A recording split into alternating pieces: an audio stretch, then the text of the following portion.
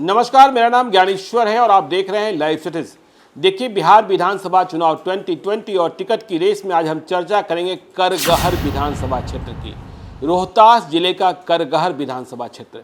और आपको बता दें, जब से हमने यह कार्यक्रम शुरू किया था तब से हमारे दर्शक कह रहे थे कि करगहर क्यों नहीं बता रहे हैं। तो देखिए, आज करगहर बताने का मौका आ गया है और जो फाइनल सिचुएशन है, या यूँ कहें कि फाइनल स्टेज की तरफ जो बढ़ता दिख रहा है, वह भी बताने का मौका आ गया है। लेकिन 2020 के टिकट की रेस बतावे इसके पहले आपको 2015 का चुनावी नतीजा समझाते हैं। 2015 में आपको पता ही है कि बिहार में महागठबंधन था, जिसमें नीतीश कुमार भी थे, अब नहीं हैं, कांग्रेस और राजद साथ में थी। और दूसरी ओर एनडीए में बीजेपी, एलजेपी, रालोसपा और हम पार्टी थी। अब रालोसपा जो है महागठबंधन के साथ है, नीतीश कुमार एनडीए में है। तो 2015 में 2,97,018 कुल मतदाता थे करगहर विधानसभा क्षेत्र में। अब 2020 में बढ़ गए होंगे और इनमें से 1,77,750 लोगों ने वोट किया था।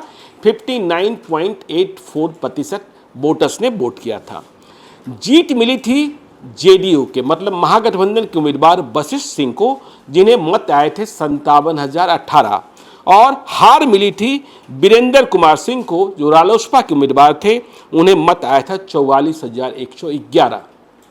तो देखिए, अब 2020 में क्या हुआ। वशिष्ठ सिंह अब एनडीए, जिसमें बीजेपी भी शामिल है, उस पार्टी के विधायक कहे जाएंगे। लेकिन 2020 में एनडीए से जदयू, भाजपा, लोजपा की बात अभी हम नहीं करेंगे। टिकट किसे मिलेगा? क्या वशिष्ठ सिंह को दोबारा टिकट मिलने जा रहा है? नीतीश कुमार टिकट देने जा रहे हैं?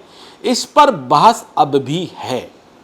देखिए, ये कुर्मी बाहुल्य इलाका है, कोयरी भी हैं, इसके अलावा ब्राह्मणों की संख्या भी बहुत अधिक है, इसलिए महागठबंधन से ब्राह्मण उम्मीदवारों की तादाद बहुत अधिक है।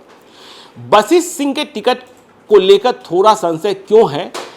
कारण ये है कि मुख्यमंत्री सचिवालय में अधिकारी हैं दिनेश राय, इसी इलाके से आते हैं। मैं कभी मिला नहीं हूँ, जानता भी नहीं हूँ, कभी फ़ोन पर बात नहीं हुई है, लेकिन कहा जाता है कि कर्मठ अधिकारी हैं और अपने क्षेत्र में भी पॉपुलर हैं, लोगों की सेवा करते हैं, लोगों से कनेक्ट रहते हैं अपनी मिट्टी से।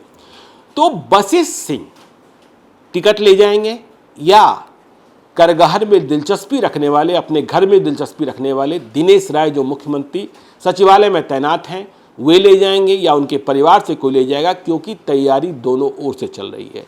वशिष्ठ सिंह भी टिकट को लेकर आश्वस्त हैं, लेकिन दिनेश राय के लोग भी क्षेत्र में लगातार टहल रहे हैं। तो ये सूरत है एनडीए की। भाजपा की कोई दावेदारी अब यहाँ बनती हुई दिखाई नहीं पड़ती है। महागठबंधन, देखिए, मैंने आपको बताया कि 2015 में रालोसपा ने यहाँ से चुनाव लड़ा था, तो अब रालोसपा महागठबंधन का हिस्सा है आज की तारीख तक।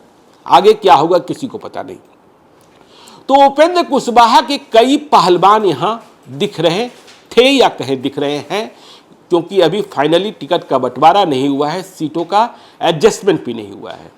उपेंद्र कुशवाहा ने करगहर पर ताल ठोक रखी है, दावा कर रखा है, लेकिन खबर यह आ रही है कि राजद ने टिकट फाइनल कर दिया है किसी से पूछे बिना। यदि हम रालोसपा की बात करें तो देखिए, रालोसपा में सीमा कुशवाहा की चर्चा हो रही थी, बहुत सक्रिय थी। हरिगोविंद पांडे उर्फ गोलू पांडे की चर्चा हो रही थी, हर प्रकार की ताकत का आजमाइश कर रहे थे। चितरंजन सिंह उर्फ झुन्ना सिंह की चर्चा हो रही थी। आरजेडी में देखिए, केवल उपेंद्र कुशवाहा की पार्टी के ही पहलवान नहीं थे। आरजेडी से दिनारा में राम बच्चन पांडे की चर्चा हो रही थी। पूर्व स्वास्थ्य मंत्री रामधनी सिंह के पुत्र उदय सिंह की चर्चा हो रही थी। लेकिन अब जो खबर तैर रही है, चल रही है, मालूम हो रहा है कि आरजेडी के खाते में सीट गई है। आरजेडी ने अपनी मर्जी से कर ली है और टिकट किसी और को दे दिया है। टिकट किसे मिलने जा रहा है आरजेडी का, अभी हम आगे बताते हैं आपको। देखिए, कांग्रेस से यहाँ संतोष मिश्रा दावेदार बने हुए हैं महागठबंधन से। मनीष चौबे हैं, गिरीश नारायण मिश्र महाविद्यालय वाले मंजीव मिश्रा हैं, और विनोद तिवारी की चर्चा भी, पत्रकार हैं पेशे से, इनकी चर्चा चल रही थी कि ये भी चुनाव लड़ना चाहते हैं।